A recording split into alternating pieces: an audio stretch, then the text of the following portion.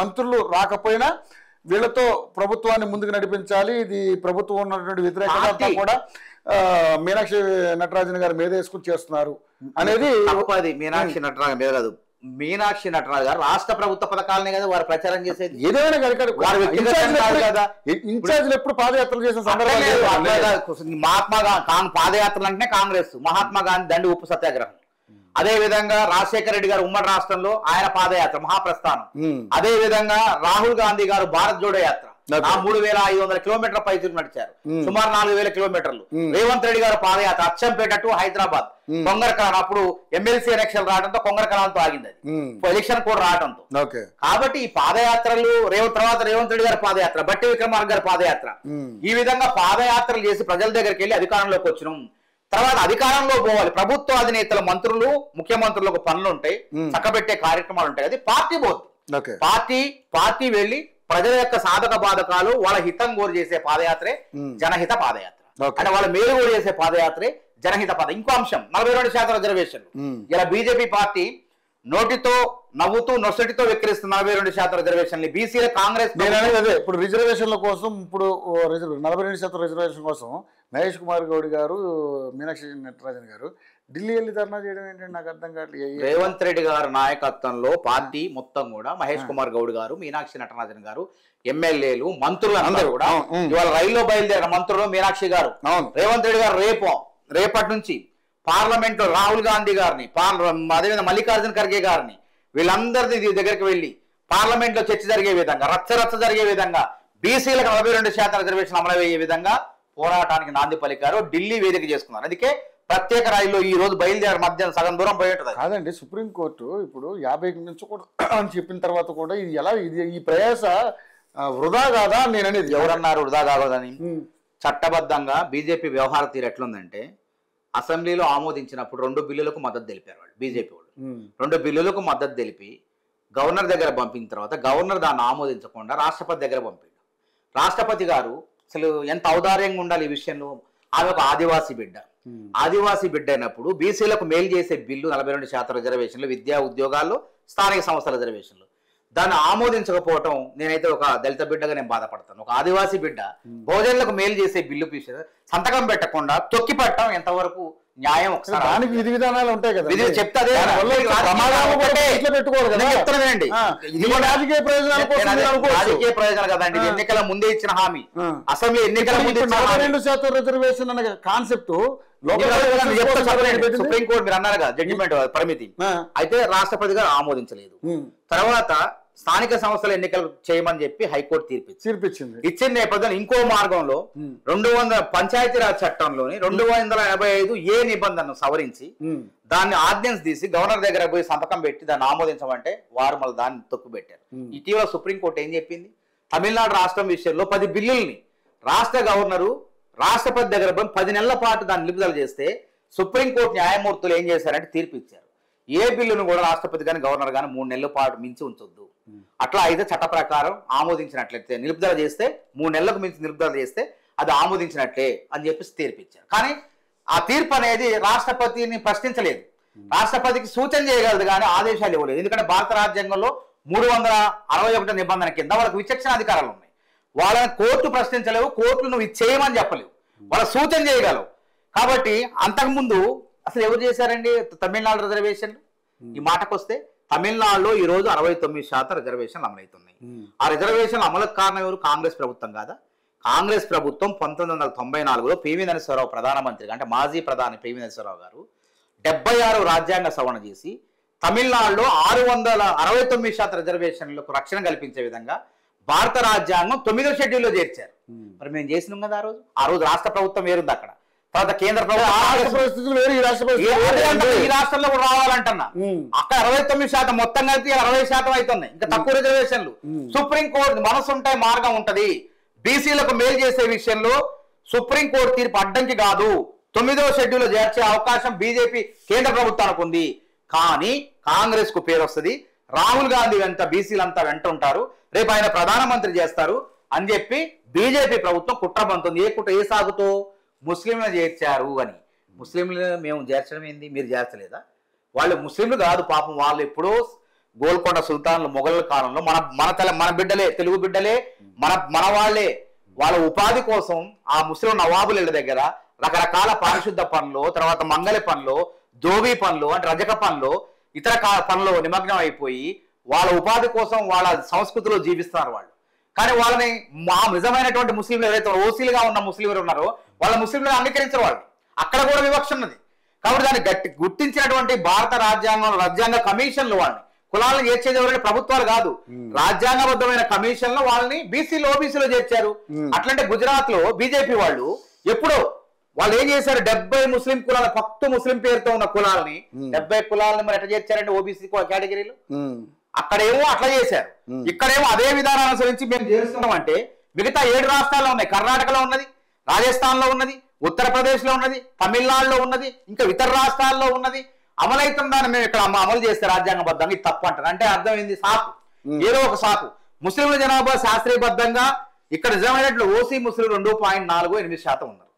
కానీ బీసీలుగా ఇప్పుడు మనం పేర్కొన్న దాంట్లో 10.25% మందిని బీసీలు చేర్చినాం. అసలు బీసీల జనాభా 46.33%. మొత్తం కలిపితే ఈ బీసీల జనాభా తెలంగాణలో 56.33%. మేలు చేసేందుకే మేము కష్టపడేది, మాకు ప్రయోజనాలు కాదు. ఫస్ట్ మేము ఇచ్చిన మాట నిలబెడదాం, మీరంతా ఏకపాల తాటిపైకి రండి. తమిళనాడులో ఏ విధంగా రాజకీయ పార్టీలన్నీ ఒకే తాటిపైకి వచ్చినారు. జయలలిత గారు ఆమోదింపజేస్తే కరుణానిధి అందరూ కూడా ఏకతాటిపైకి వచ్చి మద్దతు తెలిపారు, ఢిల్లీలో కూర్చొని ఆమోదించుకునేలా ప్రయత్నం చేశారు. కానీ ఇక్కడ ఇది లేదే. సానుకూల స్పందన రాకపోతే ఏంటి పరిస్థితి? మాకు మార్గాలు ఉన్నాయి.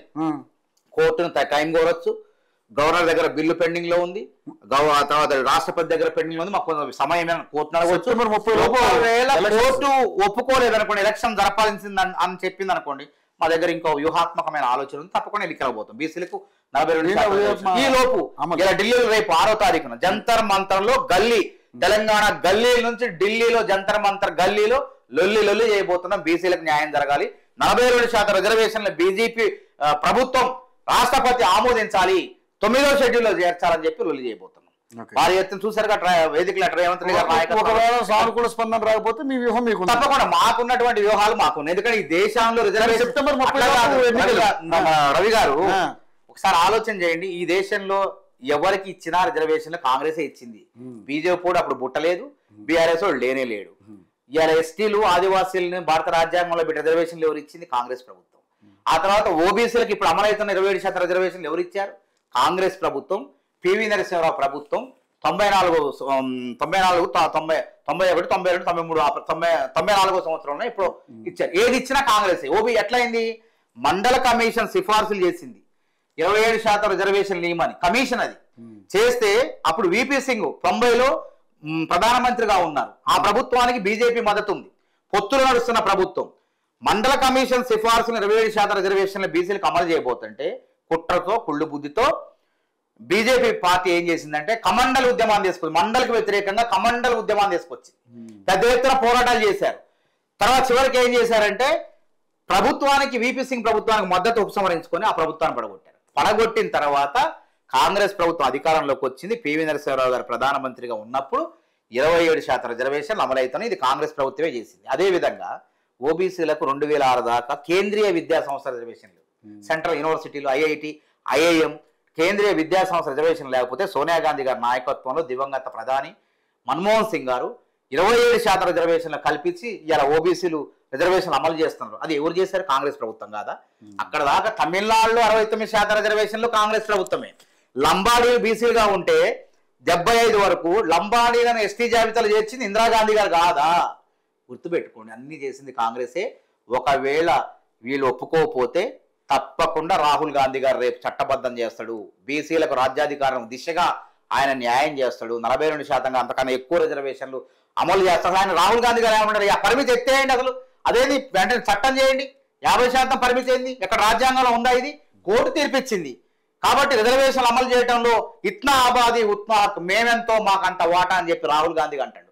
రాహుల్ గాంధీ అంటే కులగణన చేయమంటే ఈ బీజేపీ వాళ్ళు ఏమన్నారు? ఫస్ట్ మేము చెయ్యం, నీదే కులం చెప్పు, నీదే మతం చెప్పారు. రాహుల్ గాంధీ అవమానపరిచారు. అయినా రాహుల్ గాంధీ బీసీల పక్షం నిలబడి వాళ్ళకి న్యాయం జరగాల్సిందని కొట్లాడితే ఆ రాహుల్ గాంధీ యొక్క శక్తికి భయపడిన బీజేపీ ప్రభుత్వం, మోడీ ప్రభుత్వం మెట్టు దిగొచ్చి మేము జనగణనతో పాటు కులగణన చేస్తామని ముందుకు రావటం జరిగిందా లేదా? కాబట్టి ఒప్పుకున్నా ఒప్పుకోపోయినా బీజేపీ వాళ్ళు ఇలా రోడ్లో తలబెట్టారు. రోకట పోటు బడక తప్పదు. బీసీలకు న్యాయం చేయాల్సిందే. చేయకపోతే వాళ్ళ కర్మ.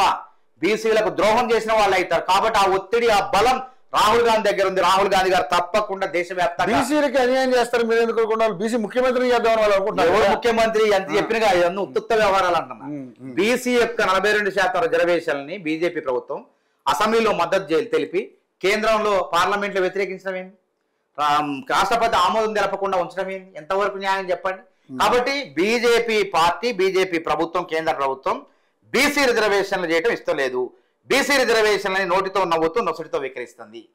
కాబట్టి దేశ ప్రజలందరూ ఆలోచిస్తారు. అందుకే చలో ఢిల్లీ పేరుతో పిల్లల రైలు మొత్తం నిండిపోయింది, కిక్కిరిసిపోయింది. ఈరోజు ప్రత్యేక రైలు పెడితే బీసీలంతా దండుగట్టి బయలుదేరారు, బీసీ సంఘాలు అన్ని కలిసి.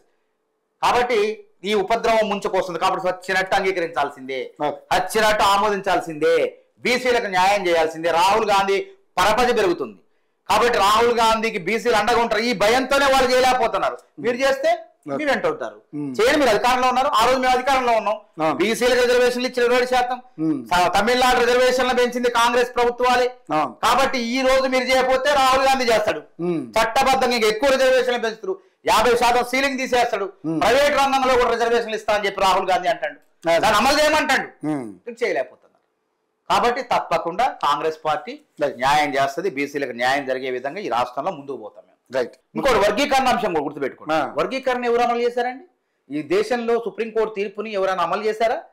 రేవంత్ రెడ్డి ముఖ్యమంత్రి గారు, రేవంత్ రెడ్డి గారు అమలు చేస్తే ఇవాళ మాదిగా ఉపకులాల్లోని బిడ్డలు ఎంబీబీఎస్ సీట్లు పొందారు.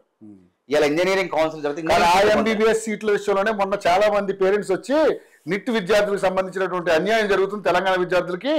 ఇక్కడ ఆంధ్రాలో ఉన్నటువంటి కొంతమంది వాళ్ళు ఇక్కడికి వచ్చి దాదాపు 86 సీట్లు వాళ్ళే పట్టుకుపోయారు. అది వేరే అంశం. 450 సీట్లు అలాగే లేదు సార్. తెలంగాణ విద్యార్థులకు అది వేరే అంశం. దాన్ని పరిశీలించాలి. అది ఏం జరుగుతుంది అనేది. ఇక్కడ మనం అమలు చేసే వాళ్ళు ఏ రాష్ట్రం, పక్క రాష్ట్రం ఆంధ్రప్రదేశ్ చంద్రబాబు నాయుడు గారు అమలు చేయింది రేవంత్ రెడ్డి గారు అమలు చేసి చూపించారు. ఆదర్శంగా నిలిచారు దేశంలోనే. కాబట్టి ఇన్ని రకాలుగా చేసుకుంటా పోతున్నాం కాంగ్రెస్ ప్రభుత్వం. బీజేపీ ప్రభుత్వం చేయాల్సిన పనులు చేయకుండా కాంగ్రెస్ కి ఆడపేరు వస్తుందో, రాహుల్ గాంధీ రేపు ఎప్పుడు ఎట్లా ప్రధానమంత్రి రైతులు బీసీలంతా ఆయన జతగడతారు అని చెప్పి భయంతో ఇవాళ నోటితో నవ్వుతూ బీసీ రిజర్వేషన్ నొసటితో విక్రయిస్తుంది.